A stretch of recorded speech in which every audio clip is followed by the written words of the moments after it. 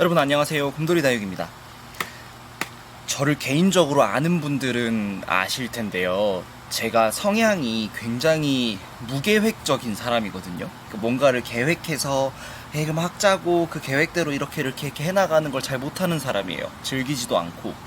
그게 제가 영상을 찍을 때에도 똑같이 발현이 되는데, 저는 대본도 없고 따로 만들지도 않고 그냥 그날 주제를 정하면 이거 이런 얘기 대략 얘기해야겠다라고 생각하고 들어가서 그냥 즉흥적으로 생각나는 대로 말씀을 드리고, 또 거기서 추가되는 살 붙이는 것들도 거기서 그냥 만드는 편이거든요. 그러다 보니 제가 너무 바보 같은 짓을 항상 하는 게, 지난번 영상도 마찬가지였어요.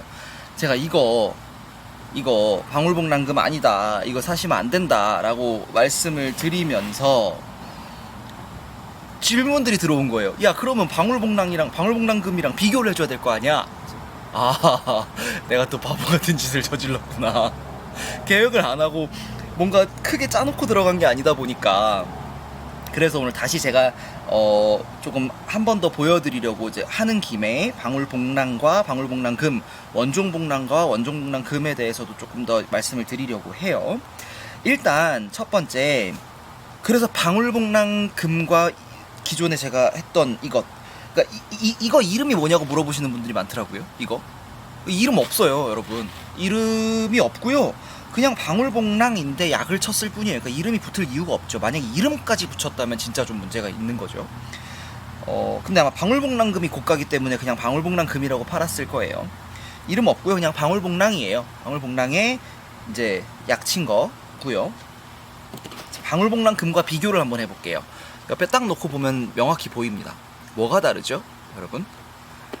자, 금이라는 것 자체가 돌연변이잖아요. 금이라는 것 자체가, 특히 이제 색금은 엽록소가 부족하거나 없는 부분들이 생기면서 색의 변화가 생기는 거예요. 이 노란 부분들이 엽록소가 없다고 보시면 되는 건데, 그러다 보니 물론 그 녹과 엽록소가 있는 부분과 금이 들어간 부분이 아주 균일하게 잘 섞여서 예쁘고 좋은 금이 나오는 경우도 있고, 그게 아니고 우리가 흔히 올금이라고, 유령금이라고도 하는, 엽록소가 싹 다 날아가 버려서 아예 그것만 가지고는 생존이 안 되는 금이 발현되는 경우도 있어요. 그러나 지금 두 개의 차이점이 뭐냐면요, 얘는 특정 부위만 그런 거예요. 거기서 이게 인위적인 무언가를 했다는 게 드러나는 거예요. 얘는 지금 모든 자구, 지금 나오는 모든 자구들, 모든 얼굴들의 맨 윗부분, 즉 생장점이 있는 부분만 이렇게 되는 겁니다. 이 색깔이 나는 거예요. 인위적인 거죠. 반면에 금은 그렇지 않고 균일하게 전반적으로 색깔이 변하고, 혹은 일부만 변할 수도 있어요. 그것도 방울복랑금은 맞아요. 그렇지만 이렇게 특정 부위만 되진 않아요. 거기서 가장 큰 차이점이 있는 겁니다. 자, 방울복랑과 방울복랑금을 그럼 비교해 볼까요? 요렇게 한번 볼까요? 같은 사이즈죠. 방울복랑금이 옛날에는 지금도 뭐 아주 저렴한 식물입니다라고 말할 순 없지만 옛날 가격에 비하면 엄청나게 저렴해졌죠. 그 부분에 대해서 저는 굉장히 좋다고 생각을 해요. 저는 식물의 가격이 저렴해지는 게 맞다고 생각하고, 아주 너무 고가로 올라가는 게 비정상적이라고 생각하는 사람이기 때문에 저렴해진 게 아쉽지도 않고 저는 괜찮다고 봅니다. 판매하는 입장에서는 좀 뭐 당연히 돈이 덜 되니 그럴 수 있지만, 이게 정상가라고 생각을 해요. 저는 정상가라고 생각을 하고. 자, 보십시오. 원래 방울복랑은 이렇게 초록색에 끝에만, 자, 가까이서 한번 볼까요? 끝에만, 이 끝에 라인이 들어요. 이 끝에 라인이 들고요. 요렇게 보시면 라인이 들고 안쪽으로 깊숙하게 보라색 물이 드는 애예요. 이게 더 오래 묵으면 자, 요렇게 되는 겁니다. 오른쪽에 제가 들고 있는 것, 왼쪽일까요? 화면으로는 요 화분에 심어진 게 더 오래 묵은 거죠. 알갱이가 훨씬 더 작고 색깔도 더 예쁘게 들었죠. 반면에 요거 포트의 빨간 플라스틱 포트의 거는 알갱이가 더 크죠. 자, 그럼 방울복랑금이랑 비교를 하면 색깔이 확연히 다르죠. 정상적으로 엽록소가 있어야 할 자리에 엽록소가 없어지면서 이 노란 색깔이 나오는 겁니다. 그게 이제 그걸 흔히 금이라고 부르는 가장 대표적인 경우고, 금에는 이렇게 색깔이 되는 경우와 색깔이 변하는 경우와 모양이 변하는 경우 두 가지가 있을 수 있습니다. 어쨌든 금에 대한 설명은 나중에 자세히 다른 걸로 좀 하도록 하고요. 방울복랑은 이렇게 두 가지가 있고, 방울복랑이라는 품종 자체의 특징을 보자면 일단은 얘네가 물을 굉장히 좋아해요. 물을 굉장히 좋아하는 다육식물 전체로 봤을 때 물을 좋아하는 상위 한 10% 안에 들어가는 품종이라고 저는 보고요. 단 여러분들이 관리하실 때 가장 유의하셔야 할 점은 얘는 비는 맞추지 않으셨으면 좋겠어요. 이게 앞뒤가 안 맞는 말 같죠? 왜 물은 좋아하는데 비는 싫어해? 저도 정확한 원리는 몰라요. 다만 제 경험에서 그냥 말씀드리자면 이 종류 아이들이 코틸레돈이나 파키피덤 종류의 파키피툼 속의 아이들이, 이 품종들이 비를 맞추면 꼭 탈이 나요. 잎을 떨기거나 검정 반점이 오거나 하는 경우들이 생겨서 옛날에는 그냥 여름비도 제가 다 맞추고 키웠었는데 여름비를 안 맞추기 시작하고 지금은 저는 봄비도 웬만하면 안 맞춥니다. 봄, 가을비도 얘들은. 다른 것들은 봄, 가을비가 보약이라고 하는데 유독 문제가 좀 생기더라고요. 여름에 열에 좀 취약한 편이고요. 두 가지는 신경을 써주셔야 합니다. 그리고 햇볕을 굉장히 좋아하는 품종이에요. 제가 말씀드리죠. 내가 손으로 만져서 대부분의 다육식물들이 분이 않는 편인데, 하얀색 가루가 백분이 않는 생기는 편인데, 내가 손으로 만졌을 때 이게 티가 난다, 백분이 묻어난다 라고 하면 얘들은 햇빛을 좋아하는 품종이라고 보시면 됩니다. 방울복랑도 마찬가지예요. 자, 요렇게 있는데요. 가까이서 좀 볼게요. 이렇게 있는데 제가 여기 만져볼 겁니다. 색깔이 바뀌었죠. 가루가 묻어나서 그래요. 얘들은 햇빛을 좋아한다고 보시면 돼요. 햇빛을 많이 보여주면 더 짙은 보라색으로 물이 들고요. 방울복랑 금만 해도 그래요. 요게 제가 처음에 보여드린 요게 저희가 농장 뒤쪽에 약간 해가 덜 들어오는 곳에 둔 거고요. 개체고요. 이거는 제가 매장 앞쪽에 해가 정말 잘 드는 곳에 둔 개체입니다. 두 개가 색감이 완전히 다르죠. 오늘이 조금 흐려서 명확하게 나오진 않을 것 같기도 한데 조금 더 가까이서 보여드리면 이렇습니다. 이게 지금 제가 이렇게 흔들고 있는 요게 색깔이 더 예쁘죠. 이게 제가 매장 앞쪽에 둔 거예요. 해 많이 보는 곳에 둔 거예요. 그렇게 색감 차이가 납니다. 그리고 알갱이 크기. 자, 얘가 사이즈는 굉장히 크지만, 개체 사이즈 자체는 굉장히 크지만 엄청 동그랗고 작죠. 이게 묵으면서 더 짧아지고 작아져요. 아주 동글동글해지고요.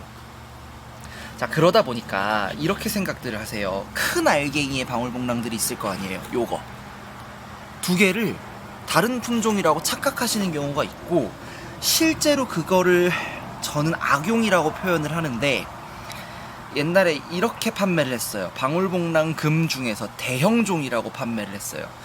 제가 너무 어이가 없었던 게 뭐냐면, 방울복랑 금이 아닌 방울복랑, 그냥 일반 방울복랑에는 대형종이 판매된 적이 없어요.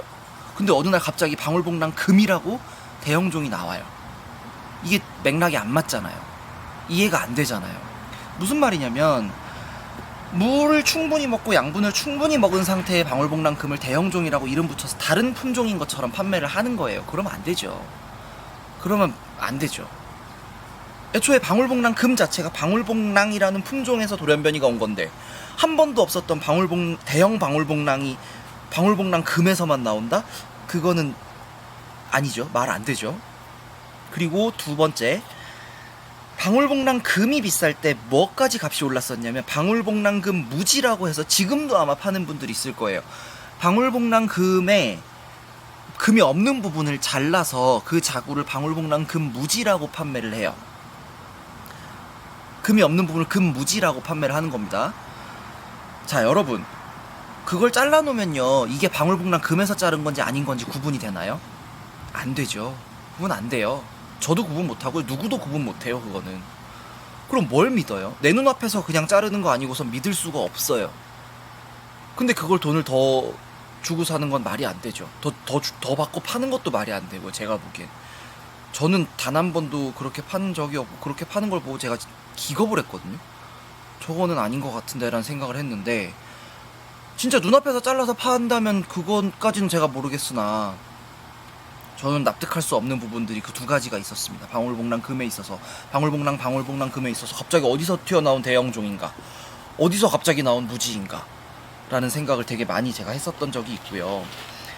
엊그저께 저한테 연락을 주신 분들 중에 나의 방울복랑이 일반 방울복랑보다 잎이 좀 긴 것 같다 하면 사진을 보내셨는데, 제가 보기엔 그냥 성장기에 있는 방울복랑 금이었어요. 그래서 그분이 이게 혹시 원종복랑금과 교배종인가요? 라고 하셨는데, 물론 같은 코틸레돈 속이니까 그럴 수는 있지만 아마 그런 노력을 하진 않았을 것 같고, 방울복랑이 성장기에 있을 때는 그렇게 잎이 크고 길 수 있어요. 그걸 이제 대형종이라고 했던 것이고요.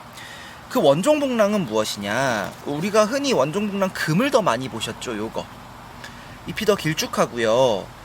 잎이 더 길쭉하고 색깔은 똑같이 방울복랑금처럼 예뻐요. 근데 잎이 더 길쭉하고 얇죠? 가늘죠? 요건데요.